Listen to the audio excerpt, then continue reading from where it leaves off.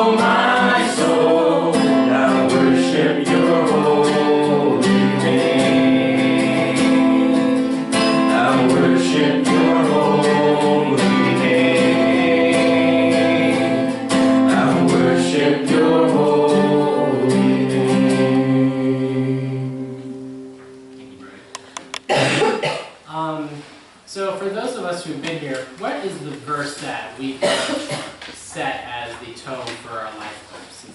In the New Testament, if you can't remember, does anybody remember what verse we're really kind of bannering over all things life group related? It's okay if you don't. Good job. It's all right. Not a bad verse. 1 Thess 2:8 is where we're going to be camping. So 1 Thessalonians 2:8. Can somebody flip to their Bibles really quickly and read 1 Thessalonians 2:8 for me, please? And this just lets you know, this is something that we really do want, whenever we think all things life group, and if there's one verse in particular that we want to go to, or that really captures everything that we're going towards, this is it. This is really the verse that describes, obviously with a bunch of others, what we're going for. Go for it. Sure. So being affectionately desirous of you, we were ready to share with you not only the gospel of God, but also our own selves, because you had become very dear to us. And so whenever we read that, guys, we see this beautiful opportunity to live life with people and to share not just our lives, our hobbies, our interests, our jobs, whatever, families, friends, but we also have the opportunity to share the gospel. That's what we're going for here, guys. The reason why we constantly go back to this verse is because this is seen as an opportunity. It's not an obligation. This isn't just a command. This is really just a beautiful opportunity that the Lord has given us. And we ourselves are blessed beyond belief to have that chance to really say, yes, that's what we want to do here. At the Journey Church, whenever we think about our life groups, whenever we think about our community, what Ray was talking about this morning, we want people to see our lives. We want people to be welcoming. We want people to feel like they can come here. It doesn't matter where your background is. It doesn't matter who you are. But man, I'm just so happy that you're here. I love you. I don't care. And through that process, I get to share the gospel. Awesome. And through the process, I get to share more of my life. I get to learn more about your life. Yes. That's a snapshot of what we want people in our church building and beyond to see, because we really do believe that is one of the most effective ways for people to come to know Jesus. It doesn't lessen the value of truth. It doesn't lessen the value of opportunities to love on people and to act out in kindness and loving one another. And so I would just challenge you guys, if it takes memorizing a verse, I know I'm personally very guilty of being a pathetic verse memorizer, but I would really encourage you that this verse would be something that is worth your time reading over and over again, just so that we are reminded of what we're doing and why we're doing it. We want to share our lives, we want to share the gospel, and the two go hand in hand. They're not exclusive, they actually complement. Does that make sense? Okay. By the way, if you ever have any questions throughout this whole training session, please just raise your hand and let us know. We like that. And obviously we had some homework to do the past couple of weeks. We basically invited you guys to have the opportunity to introduce yourself to somebody who you, in your life, that you kind of came in contact with.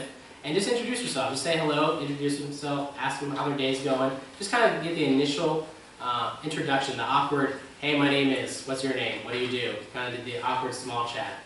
And then we also said, whenever somebody asked, if the conversation, grew a little bit and they asked you how your day was going, something along the lines of saying, like, I'm more blessed than I deserve. And letting them kind of just hear that and maybe have a deeper dialogue if it's permitted. And so we're just curious, are they here able to have an opportunity to meet somebody at the grocery store, or maybe somebody's kids came over, some family friends came over, or you interacted with somebody? Did anybody have the opportunity to meet a stranger and actually introduce yourself to them? A stranger at all? I did. Yeah, awesome. No, our 8th graders do a overnight retreat at a retreat center down in Coreyville. Mm-hmm. And I went down there after school every night to be the overnight chaperone with the girls. And so my task was to tend the fire and keep it going. Awesome. Keep it going while they were out doing their activities. So I was sitting here all by myself, just me and the fire, and I didn't know how long I would be out there. I kept thinking, man, it really would have been nice to know this. I had my Bible or a book or something. I had nothing, and my phone died. So I didn't have my phone. And this gentleman walks along. So no Candy Crush. Yeah, no. This gentleman walks along by himself, and he actually initiated the conversation this time. He came up to me and started talking, and he was there on a personal retreat. He's a Messianic Jew. Cool. Actually, Scott knows who he is. It's just kind of Of weird. course. So Scott knew who he was, and yeah. Cool. I mean, we talked. Yeah. Talked a little bit about, he still observes, not because he feels he has to, but because he chooses to. He still observes the kosher laws and everything, despite the fact that he knows Jesus. And, so it's just kind of cool to talk with him and get to know him a little bit. So. Yeah. It's cool how small the world is whenever you start talking to people. Yeah, and he's in the Haverford area, Okay. I guess, as far as, where Nice. he lives. So, That's great. yeah. Anything I don't else? know if Murray shared. Did Murray share last week about the CVS guy? Mhm. No. His name's Dave. We were waiting for our passport pictures, and it was totally odd because I don't even know how it got around to it, but he said he lived in the city. I said, I lived in the city. Where did you live? You know, where do you go to church? Where do you live now? He called himself a Methodist, and he said that he went to camp when he was a kid. So, and now he goes to Westchester. Of all things, Of so I course. met him in Fraser. His name is Dave, That's all. and we learned a lot about him. He's 50 years old. Okay. We invited him here to church, and he said he probably wouldn't come, but thank you for the invitation. And he knew exactly where we were. Of course. That's awesome. And, we got a chance to tell him that if you're seeking God, you're going to find him here. Yeah. And we told him we have modern music, and just gave him a little smattering of Sure. the life groups. We got to talk to him for quite a while. He came out of the store and followed us to our car. And that's where most of the conversation. Oh wow, that's awesome. Yeah, that was really That's cool. a God wink. Yeah, that's great. Let me just softball toss this opportunity to you. Yeah, that was an easy one. Yeah, right. I think you saw Some of this. them I'm are a guest, hard. and I want you to talk to me. Yeah, right. I'm curious about God too. So, Yeah. Isn't that cool? Yeah. It really is neat. Does anybody else have any other opportunities to think? I met a guy named Bill, actually I don't remember if it's his last name, at the gas station. But I was pumping gas, I was offered to pay for his tank of gas. He's like, Wow. oh sure. But he was being sarcastic, so I went over and I swiped my card. And he's like, oh no. And then the next couple minutes was just him protesting and doing it. So I said, God's blessed me and he wants me to bless others. And then Ellie was in the car, so she got out. She wanted to see what was going on. He's like, oh no. Yeah, he's like, no. And he's like, oh no, you got kids. I'm like, no, it's fine. God has blessed me, and I just reiterated that. And then we just started talking. And I said, this last week I had a throat surgery. He was having nodes on his throat removed. And I said, oh well, can I pray for you? He said, sure. So we prayed, and then I told Ellie, like, all right, well, thank you, but your dad's crazy, but that's pretty much it. That's awesome. Thanks for sharing. That's awesome. Very cool.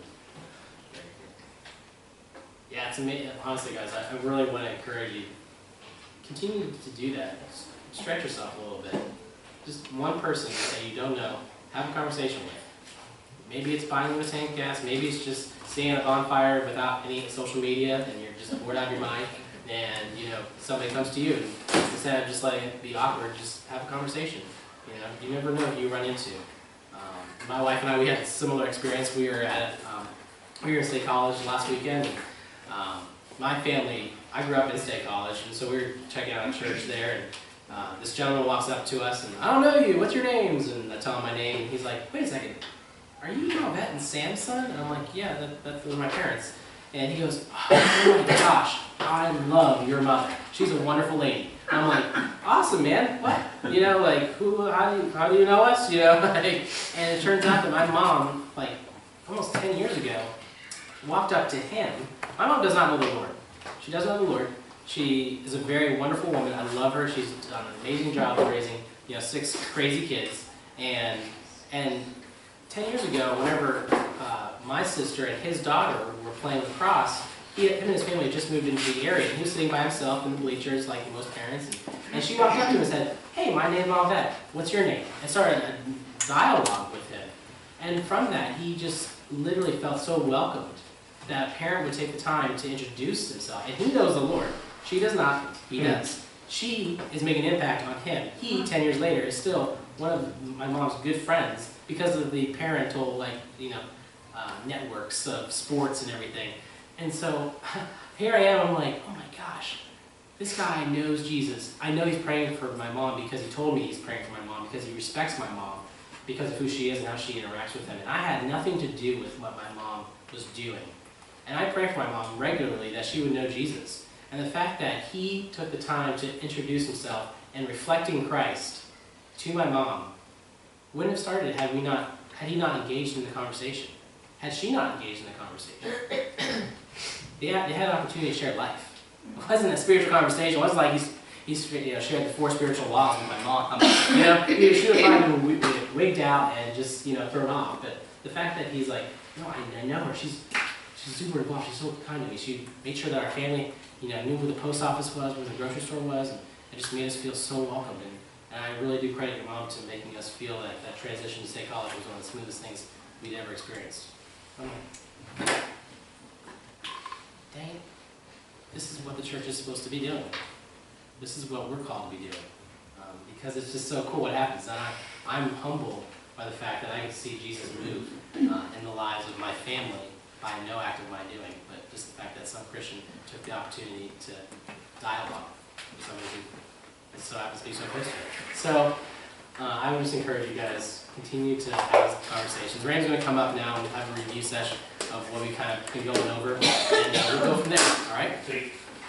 All right, well, again, we're really glad you're here. So basically, we just want to provide opportunity for questions. Kind of the way the day will look is we're going to work through the next 2 sessions in there, and then we're going to have a time we're going to discuss structure of the life groups, we're going to have some more breakouts, and then really just take some time to say, hey, how do we study the Bible? How do we study that well? So I'm going to work through some Bible passages with you guys.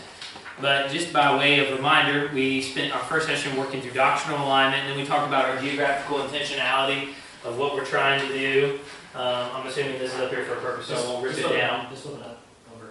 Up and over. Sweet. So we can do that. So if this is the borough. Here we are. We're trying to concentrate our efforts in the borough and in Malvern, rather than having our group spread out across a ton of places. Because just by way of reminder, we only have an average of somewhere in the mid-70s, early 80s as far as people on Sunday mornings. Our high points are around 102 people right now-ish.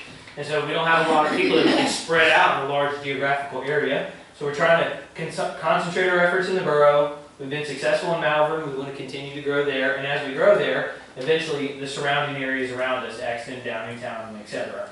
And then always staying south of 30, right? Is it 30 up here? Yeah. And then north of 1 and always going east.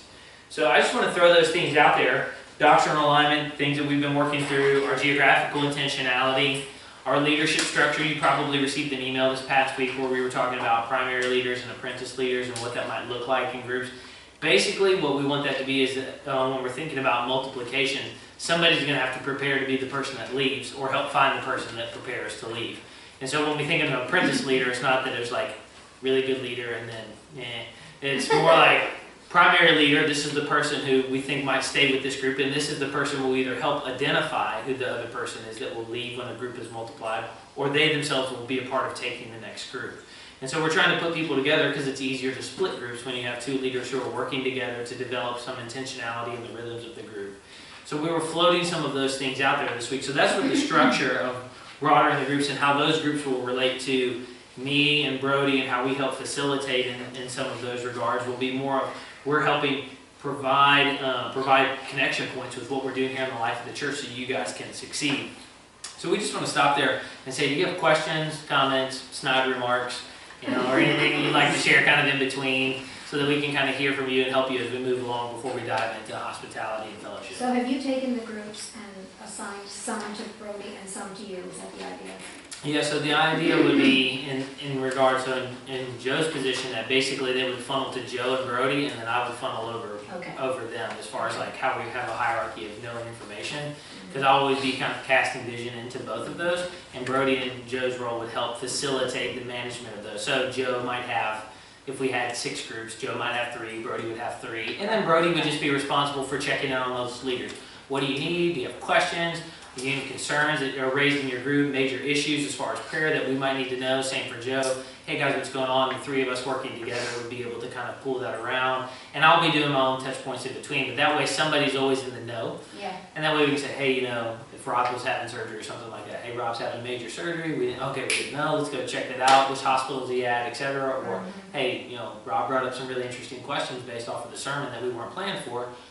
Could you help us figure out how to follow up with that? And I'm just using Rob as an example, just Rob doesn't ask a lot of questions. But, you know, in relation to that, that's how we would hope that would work. So that we would, specifically Brody and I, as the pastors of the church, would be able to always be in the know kind of what's going on.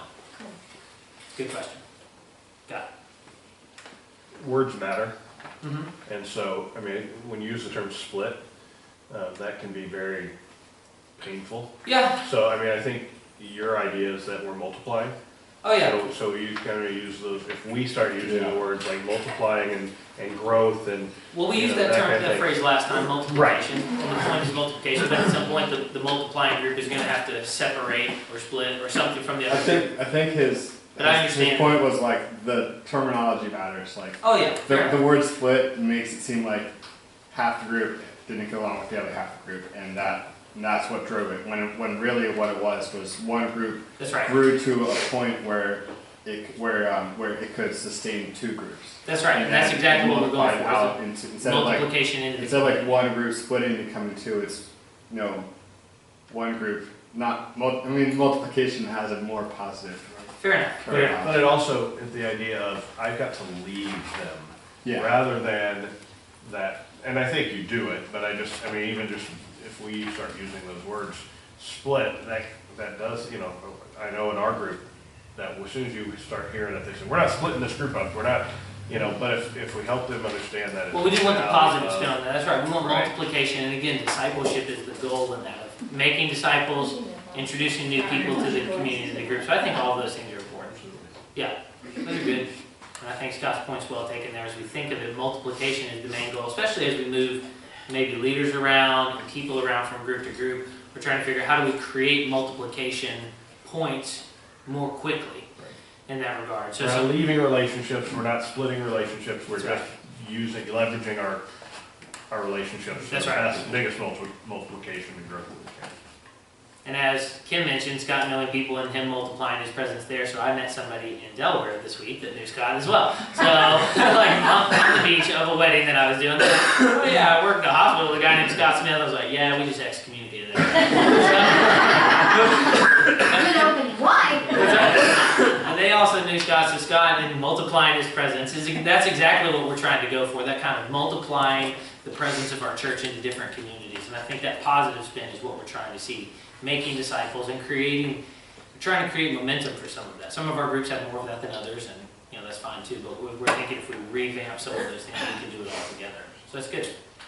Is there a proposed list of members for each? Are the primary and the census to who's in there, or is it families that already know? So we'll get to structure a little bit of some of the how we would hope that those lists would break down later in the session. But what we would like for that to look like, obviously, I want to hold some of that to the end. But obviously, where we're at right now as far as growing groups, we're thinking that it would be best, and hopefully we have more freedom to be able to do it in the future. Is that we will help assign people to say, Carrie and the person he's working with, this would be the people that we're going to ask you to reach out to come to your group. If that doesn't reconcile with their schedule, then we'll help figure things out. They can find another group. But as we think of intentionality for the purpose of multiplication, we're going to try to help break it upon those reasons because the best resource and asset that we have right now are our people.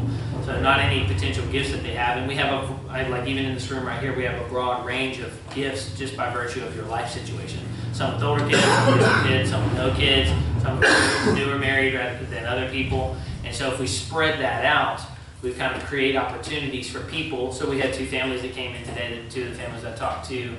What's the guy named? His wife is Cecile and his Marcus. And then they had two older sons. So they had teenage sons. And then we had Raymond, another Raymond, and his wife Barb, and they have two young kids.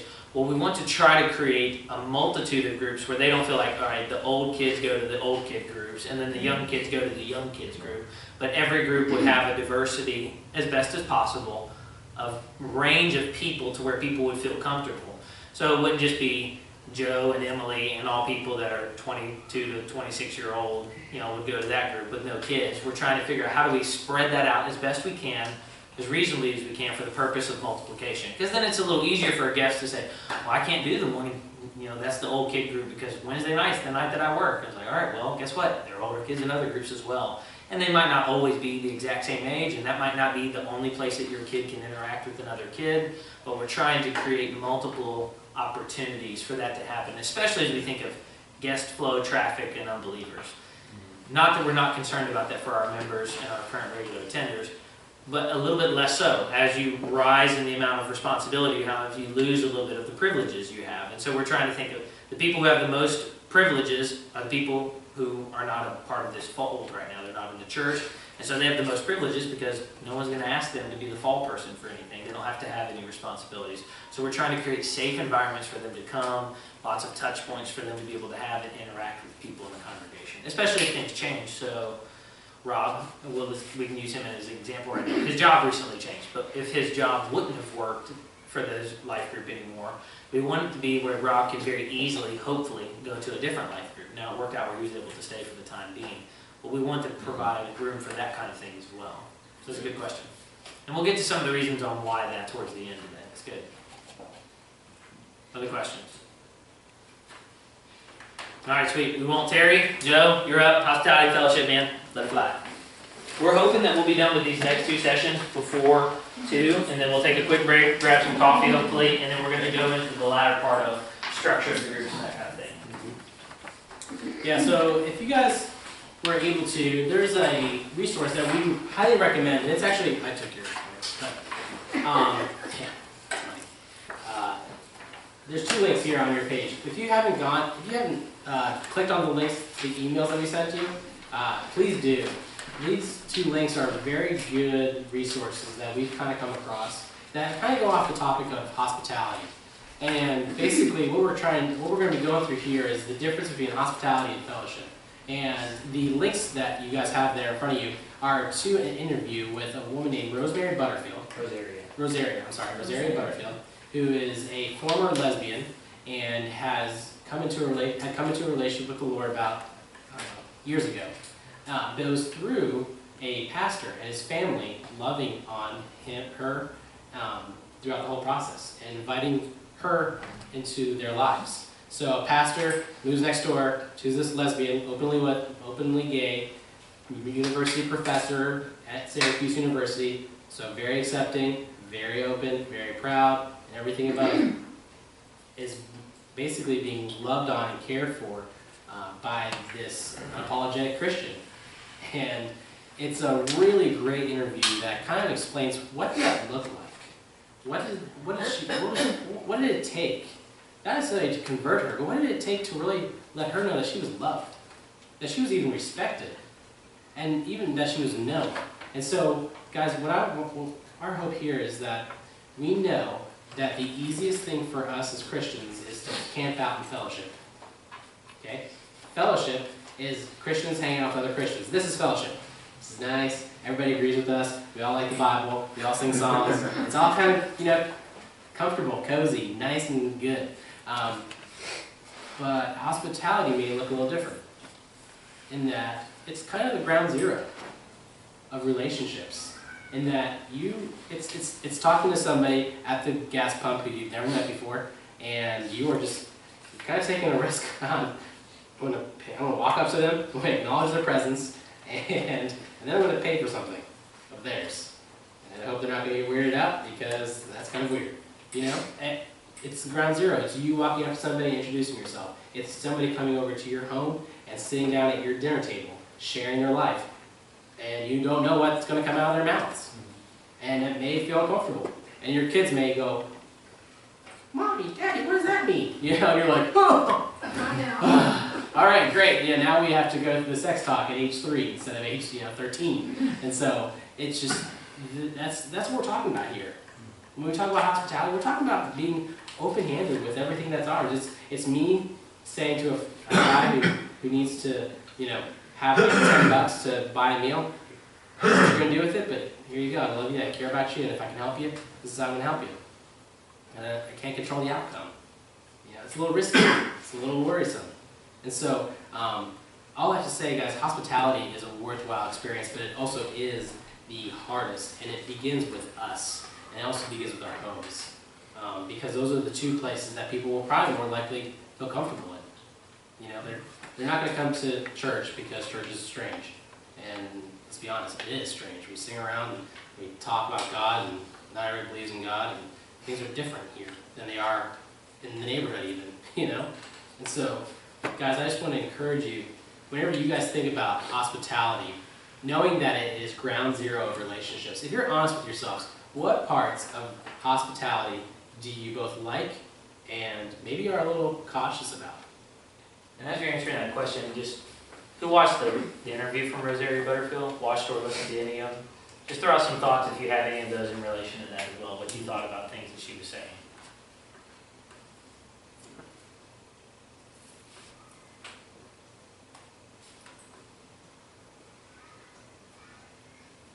Think about hospitality that you feel comfortable and maybe not so comfortable with.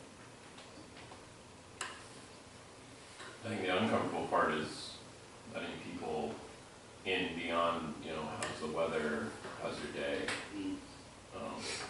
Just even going that next level down, which isn't even that deep, but that can be uncomfortable. And you're opening yourself up to the possibility of being hurt. Anytime you're showing hospitality to somebody, you're making yourself more vulnerable to that. That can be right. And along with that is also a step further, rejection. I mean, when you invite somebody time after time and they say no, they make up excuses why not to come. And you have to keep looking for new ways and be creative. Yeah, I think you don't put expectations on it either, like what you're expecting that to happen, because it's probably not.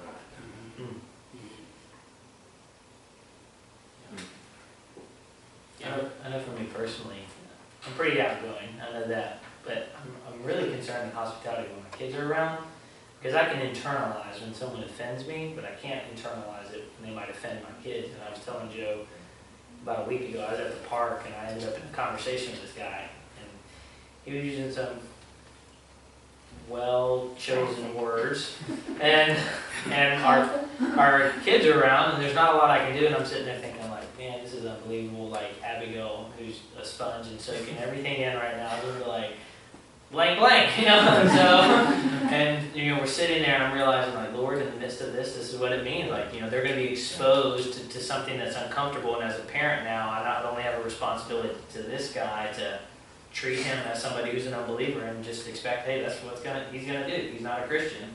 And then walk alongside Abigail. Fortunately, she hasn't brought anything up and maybe didn't hear very much, but at the same, she's waiting until the middle of a sermon. But at the same time, realize that there's a responsibility I have there to then help her realize that that's what it means to be exposed to some of those things, and that's just, it's okay. So I know that makes me, even though I'm pretty young, it makes me feel uncomfortable.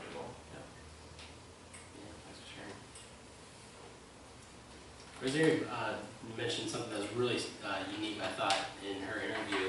And she said the Sabbath day, particularly Sunday, is one of the, what she had communicated, what she had experienced was a day that was very hard for her. She was not a believer, she didn't know the Lord, but always on Sundays it seemed like something was different for her. And in that her lifestyle would be, she would make the worst decisions on like a Sunday generally, or something would happen on a Sunday, and she really was like, Christians, our homes on a Sunday may be an escape for somebody who could be potentially making a decision that could hurt them. Our home could potentially be an escape for somebody who could be potentially hurting themselves. And I don't really care about so much the Sunday part as much as I care about the reality that our homes, by God's grace, may be an escape for somebody. Just maybe.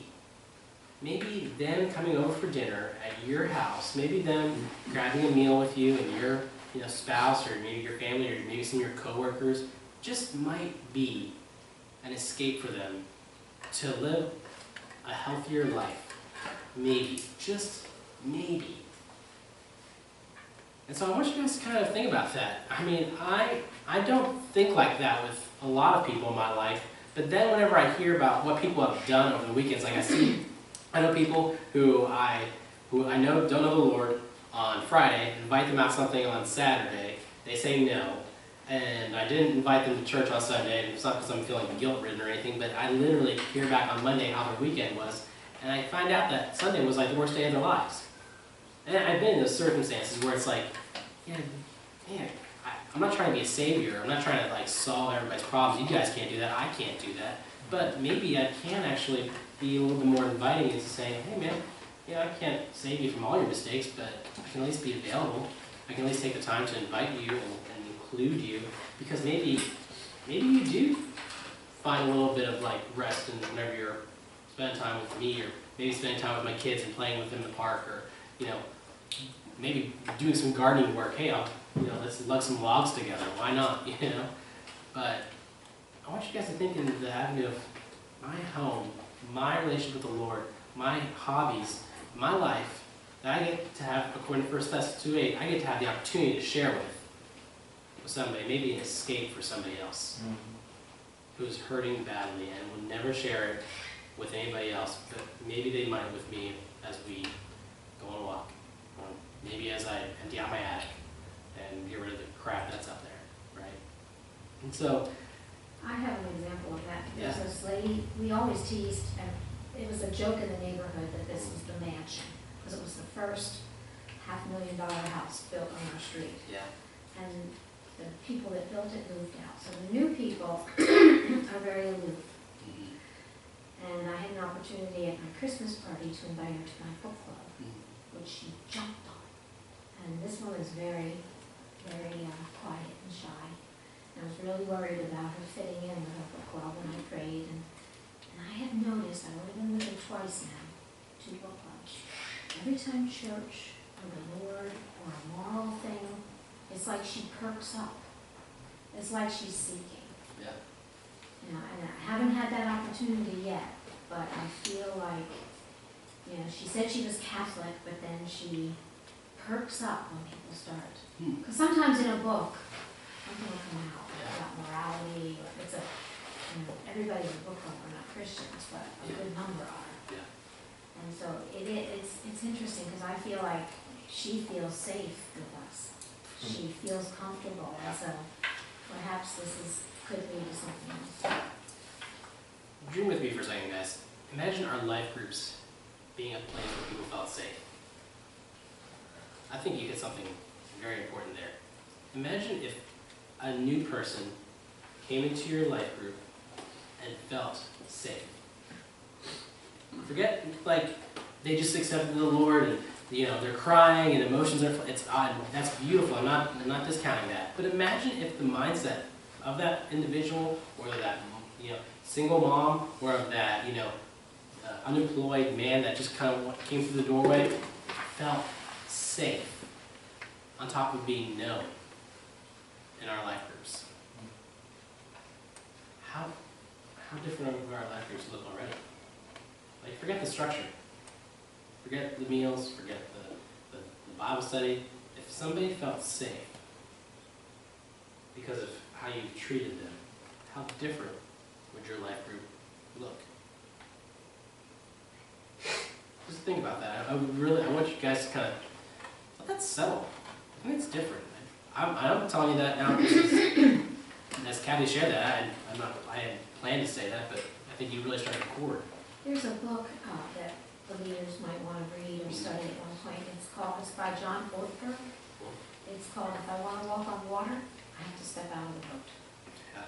And it's all about this risk-taking part of your Christianity that a lot of times we neglect. Yeah. And I love this idea of accountability. I think that is the key that has been lacking. Yeah. Leaders need to be accountable to the leaders. We need to have a dialogue. What's working in your group? What's not working in your group? How will this person come in and feel accepted? I think that's how we learn. Yeah. From each other. So what does that look like? And let's dialogue about that for a second. What is the safe life group? You know, for skeptics, what does it look like? What's it feel like? How's it structured? Just throw out ideas, adjectives, or whatever. Well, nobody's put down. Okay. Their comments are accepted. They may not be truth. We may have to contradict it at some point by speaking truth, but we don't put people down. We allow them to express their opinion and have their own feelings about certain subjects. Okay. Open dialogue.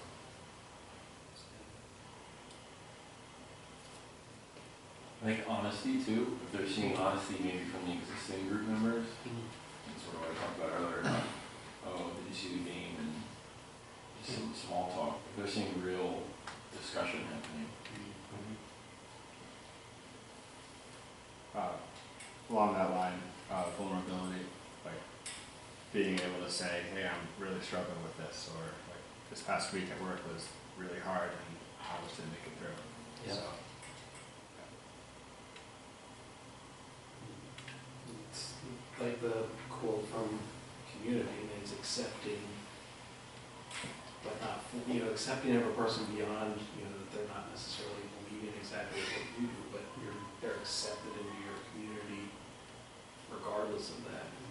And, whether they want to change or, now or ever, they're still accepted. Yeah. They still be part of it. Raymond, you mentioned when you were having that conversation in the park with that guy who was dropping all kinds of words. Like you had mentioned that he's not a Christian, you can't hold him to Christian standards. It's like if you have people in your life group that aren't Christian, you can't say, okay, you can come here, but you can only be here if you're going to act like a Christian. Because they're not. It's like, how double-sided is that? Like, That's what most churches do. Like, we want you to be a part of our group, but only if you hide who you are.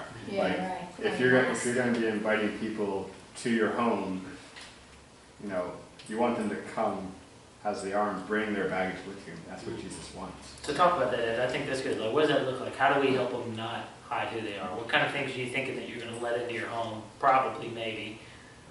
That maybe you wouldn't even want in your home, but it's just going to be. Yeah, I mean, like, there was a gentleman that hasn't been in here in a while, but like he came to our life group several times, or a couple of times, and like, homeless guy who didn't really have a place, but he, we welcomed him in, and we were willing to, accept him, like, even though he was not the best well kept or the most cleanly, but like, we always treated him with respect and like, hey, you're here. We want your input on the questions that we're asking, and we're never gonna. I mean, even if we disagree, they can say, okay, I disagree with it on these points, but I'm not saying like we don't value you because we don't agree. It's like, okay, those are interesting comments, but like, I feel this way, but I like respect your opinions. So, like, I don't know. It's tricky because you're walking a fine line as me as a life group leader, like between condoning something that I know that I don't believe to be true, but if you're trying to welcome people into your community and trying to bring them in closer to Christ, you have to be willing to say, okay, that's where you are, that's where you're at right now, and like It's messy. Yeah. just leave it like that. Like, it's messy. It's never going to be clean. Like, you can't just say but you can't just like outright dismiss somebody and say, nope, you're wrong, and move on. So there's this balance between righting wrong theology and upholding the standards of what Scripture says and letting people be who they are. And so, and I'll be honest, my bent against Christians sometimes has always been that they care more about being right than they do about people. And so sometimes you either have to find the time to right. I mean, you don't let them do wrong. Continue promoting those wrong things. But sometimes as life group leaders, we have to let, I don't know what other term it is, but let one another supervise themselves. And somebody else might in the group say, well, I'm not sure that I agree with that, and begin to have those conversations rather than us feeling like we always have to be the protector of the gospel or the Defender. defender of the gospel. I mean, don't get me wrong, that's what we do. We're defenders of the gospel, but and in some cases we have to kind of give that a little bit longer leash. But I think what's good that you're saying there is that the core gospel, we would all say, well, that's really tight, and we got to defend that. Right. And then what you're talking about, I think is really well for us to see is that then there are all these other things as we mature, we start thinking like, oh, well, Carrie's got to be there too. Well, yeah, look, he's on a different maturation process than Scott or me, and that we're all still aiming towards the same thing, but that's where we start kind of imposing, and I think that's really well said, and Scott, I think you modeled that well, that we need to, that's a hard tension to have sometimes, because people are going to be at odds, and you're just going to disagree, like, I wouldn't do it that way. How long do you let that line out Yeah. before you go, wait a minute, we got to reel that in, and sometimes you don't know. Yeah, that's good. Well Well, and said. they may have glaring things that are very different, like the one woman that I've been inviting smokes a lot, and she has to get up and leave and smoke, and then she comes back in and she smells of smoke. You don't have to ignore it, you have to let her be, you have, If she because- smells your couch up that you have to clean when she leaves. That's right. I mean, just to be real, I mean, those are the things Yeah. that we have to say are the things that we have in our house that important that we can't either clean it or say, okay, God, it's yours. Yeah. Among this group, it might not hurt either to have a set of norms that we review every once in a while. Like, everything that happens in the life group stays in the life group. We don't go repeating it to other Right. people and other church, I think that's because that creates a Right. safe environment. Yeah. And, maybe, I don't know how many points you would need, but I'm in another group situation in Bible study where we break in small groups. And, we had some really bad gossiping going on. All these people are Christians. So we had to pull out those norms and read them again. And remind each other that if we're going to be real with each other, we can't run back and say, oh, I heard Scott, or repeat something Scott said to one of his kids and think that it's perfectly safe when it may not be. The kid may not have wanted his father to share it, and then we share it. So that's another balance, is to just really realize that we have to respect confidentiality. And if we want people to open up and share. We're gonna, I'll read this, and I'm actually gonna ask everybody, I'm gonna ask 4 people to read the following verses. So can I have somebody read, we're just gonna go through the verses right now. Romans 12:13. Somebody pick that one? Or pick that verse up? I will. All right, and then can somebody get 1 Timothy 3:2? Yeah, I can read that. All right, and then can somebody get 1 Peter 4:9-11? This is in your packet, page 7. I'll do the first one. Thank you, Kim. Can then somebody get Hebrews 13, verse 2? Hebrews 13, verse 2. I get that. Thanks. All right. And while you guys are flipping there, I'm just going to read what House kind of said in his book, as we kind of dived into this opportunity to share our life groups with people that may not be on the same page as we are. That's okay. It's beautiful. People today are willing to participate in community, even if they do not yet share the beliefs of that community. People will become functioning members of a community such as a church or a community group before they commit to believing in the community's values. They want to see if such communities are authentic and they are willing to take a test drive. So can somebody read Romans 12, please? Rejoice in hope, be patient in tribulation, be constant in prayer. And then somebody read the next one. We'll go in that order. Therefore, an overseer must be above reproach, the husband of one wife, sober-minded, self-controlled, respectable, hospitable, able to teach. Show hospitality to one another without grumbling. As each has received a gift, use it to serve one another as good stewards of God's varied grace. Whoever speaks, as one who speaks oracles of God. Whoever serves, as one who serves by the strength that God supplies, in order that in everything God may be glorified through Jesus Christ. To him belong glory and dominion forever and ever. Amen. Do not neglect to show hospitality to strangers, for thereby some have entertained angels unawares. Awesome. So whenever you guys are reading those things, what's kind of standing out? What to you is kind of being noticed in all of these? Obviously the idea of hospitality is there. But what does it look like? What's it saying about what specifically we're kind of building on in the idea of hospitality through a biblical understanding.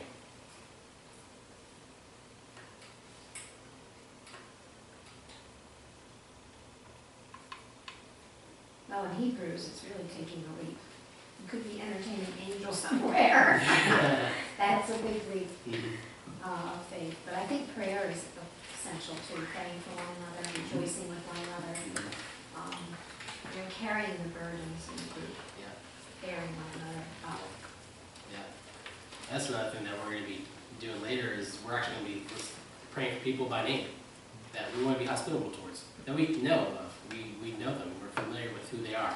May not be best friends, may not be buddy-buddy, may not be related, but we can at least be hospitable. So prayer is essential. That God would bring divine appointments into our lives. That's constant prayer in our house, is that God would literally give us divine appointments with people we would never have any rhyme or reason to interact with. And hopefully, by God's grace, communicate the gospel or at least share our lives. What else is kind of standing out? Anything else in those verses kind of makes you...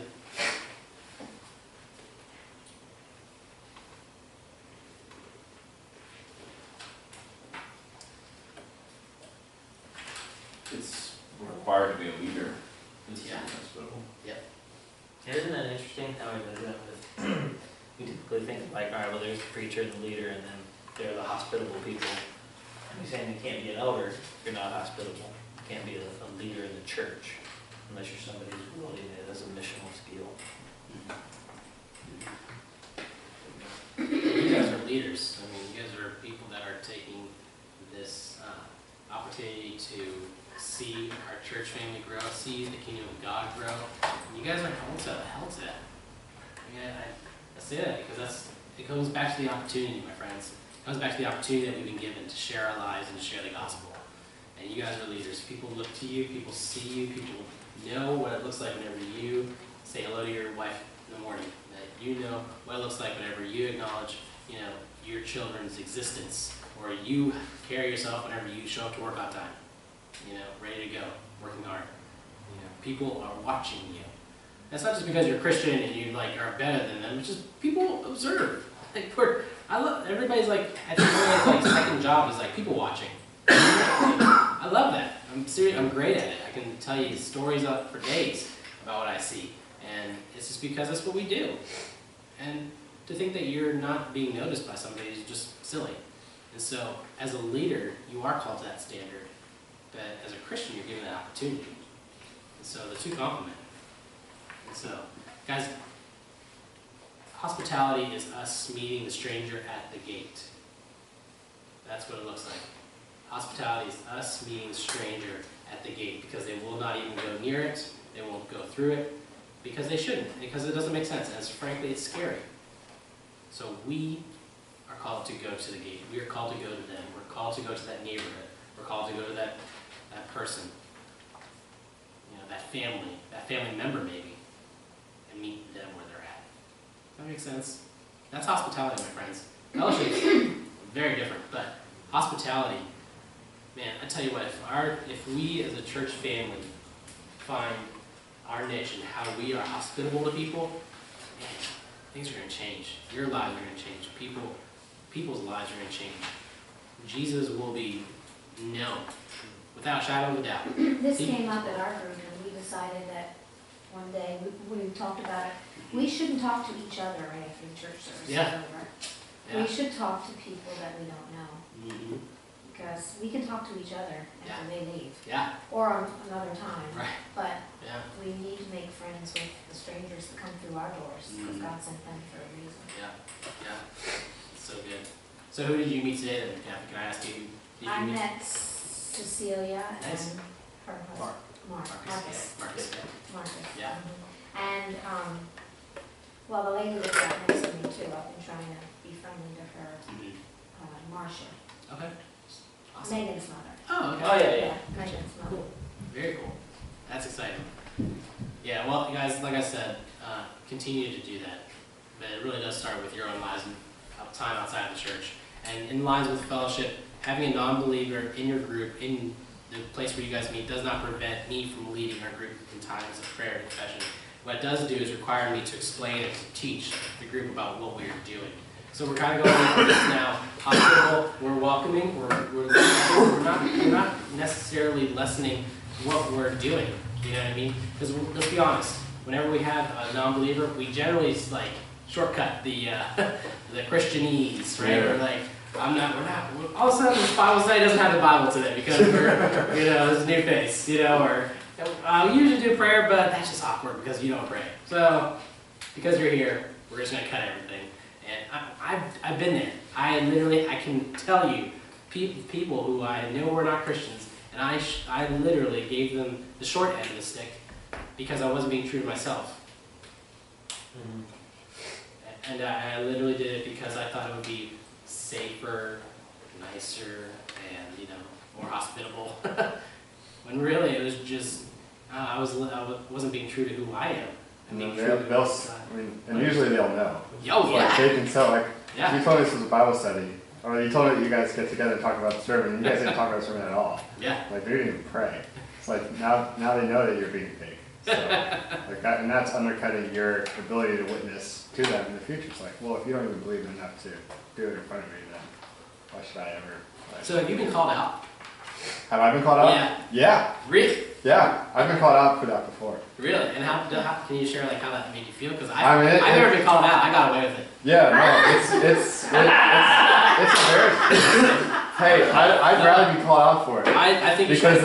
that means that they care enough to call me out. Yeah. So like it felt embarrassing, but I was like, yeah, you're right. Like I mean, this is something that I say that I care about, Yeah. and I should be more willing to like. It's like if I'm going to invite you to something like about this, and you're going to be willing to come, then Yeah. I should at least do the courtesy of having it be what I said it would be. Right. So, Yeah. Being honest. yeah.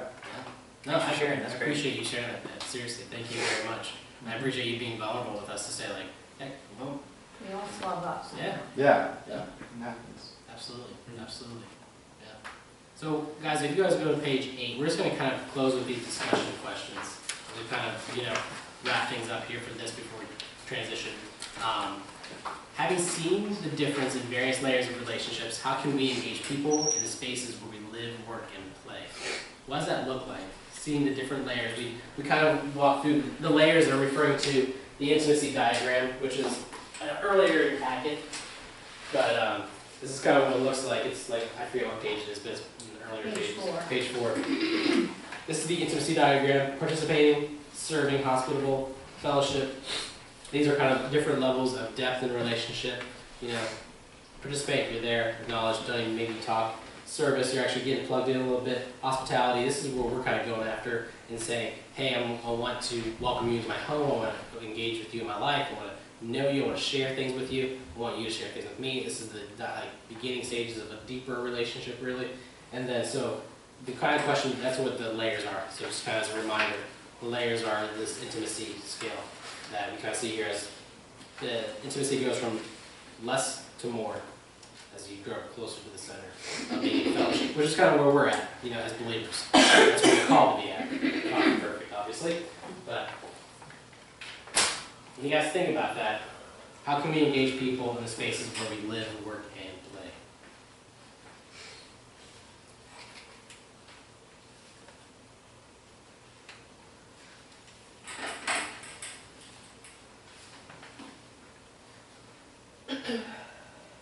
We used the example last week, what Raymond did about his family going to the park on Tuesdays, because there's apparently like, a lot of families come out on Tuesday nights to the park or something like that. And they just take the girls over and they go to the park on Tuesdays. Nothing, they don't have dinner, they don't do anything special, just they know that certain families are there on Tuesday nights and that's what they do in the summertime. So the Johnson family, high-hosing over on there, and they engage with the community. So that's something that's a living thing. It's not Raymond's hourly work, day. It's the work day's over. This is where they live. This is where they play. They engage with the community in a very natural setting. It was actually encouraging. Megan's the one who did that. So there was a little girl there running around with our kids, and she was clearly being watched by somebody. Megan went and sat by her, talked to her. To her aunt. She watches the niece. Megan said, hey, we'll come here every Tuesday night and our girls can play together. And so Megan's just trying to figure out how to talk to her. She works half the time, doesn't even acknowledge Megan's there, but Megan will just sit there by her and just wait for her to communicate to her. And, you know, the kids are running around doing their thing, so, you know, as you hear them upstairs running around doing their thing. So how can you guys personally engage people around you, where you work? I think it's part of what you've been discussing, like in the challenge, just like what are things you do every day, you know, with work and play, but being intentional about looking for those opportunities to talk to people. Yeah. That's good. When I'm at work, I only work part-time, and I'm pretty much the helper now, but I do have a set, certain job that I have to do. But I try to always help them with some of the more mundane things, not that I really want to do them, but I just offer myself, and sometimes they take me up and sometimes they don't, but like more and more they're letting me do these little things for them. And I just hope they see that I'm, being helpful and willing to, I don't have to do that. I'm not there to do that. Right. I'm not there to file, Yeah. But if that's what you need me to do, I'll do it. Yeah. So I try to take that kind of attitude. Yeah, that's great. Awesome. So I'm in a weird position at work now, being a boss, so I don't feel like I can come out and really share, so to speak. I don't want to get in trouble or lose my job. But it's a weird situation because they kind of knew me before too. So like, Dr. Katz, I did an event with him yesterday morning, and he's like, what are you doing this weekend? And I told him about this, and he's like, oh wow, that's really cool. And he knows I'm a Christian and he's Jewish. And there have been times, when he's come to me and asked me to pray for him, he has a difficult case or whatever. And so I try to, in conversation, just say like, hey, this is what I'm doing. They know I go to church every Sunday. So I'm not forcing anything, but I'm sharing my life with them in that way. And I didn't share this earlier, but I'm more blessed than I deserved. I did share that with my pre-cert nurse, because I do know she's never come out and said she's a Christian, but she's listening to her gospel music every morning, and she has her little book on her desk of like spiritual things. I don't even know what it's called. And I had the book that Donna and I were reading together and the community book on my desk one day, thinking I would get to read it at lunch. And she picked it up and was looking through it. So when I said that to her, she's like, hey girl, tell me about it. She wanted to know how blessed how blessed I was. And so we did have a short little conversation. Nice. But you just have to be careful, or I have to be careful. And that's actually a really important point that I think we need to think through. So your employer is paying you to be an employee. He's not paying you to be an evangelist. That's right. And at the same time, there is a good balance. I think that's a really healthy tension for us to feel that you will honor your employer and the gospel more by being a great employee, and then looking for natural opportunities as they're provided to do that. Scott's a little different. Scott is paid to be a chaplain. I'm paid to be a pastor. So Scott's job is yes, Right. thus we've cheated into our way into life group ministry. But as we think through that, that's a really great tension that I think people in our churches need to feel. That I've encountered people before. They think like, well, no, I'm just going to share the gospel with that guy. I don't care if I don't get things done. No, that's actually, it's really important you share the gospel with that guy, but you make an appointment off the clock or during your lunch hour, and don't dishonor your employer. Like, you get the job done. Your job is to get that done because that's why he hired you. He didn't hire you to be an evangelist. And I think that's a really great tension, and I'm really encouraged to hear you say that because I don't think all Christians think through it that way. So that's a really, really great example. That's rich. We have lots of I have lots of good opportunities, at least in the summertime, because Manny plays baseball, and so, Nice. the families are all sitting around there watching the game. Yeah. And I have to admit, sometimes I enjoy watching the game. Yeah. Some of the moms have no clue what the game is about. and so for them, it's boring. It is just a social time, to get together. And there are times where I'm like, I really want to watch this game. But there is one lady in particular who, she's one of those that doesn't usually have a clue.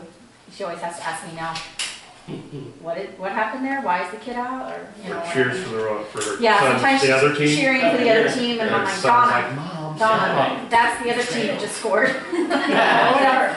And I've never felt, you know, God give me the opportunity to say this is the time, you know, to actually just share the gospel with her. But she knows where Scott and I stand. She knows what our life is about. And honestly, she's the one that comes to us when something's wrong. And we can't always fix it. We don't always know how to fix it. Yeah. But she is the one that, you know, we're the ones that she comes to when there's something wrong in her life and she needs some guidance or some, you know, wisdom or whatever. Yeah. And it just happens because we sit and we talk, you know, during baseball games. Yeah. You know, or I pick up her boy and take him early to batting practice or whatever, you know, that sort of thing. Yeah. That's awesome. Thanks for sharing that. I try to do a neighborhood Christmas party for the ladies in the neighborhood, because I never get to see them. Yeah. You know, they're doing their thing, they're all working, and there's a few retirees, and we live on 2 acres, and we just don't see people. Yeah.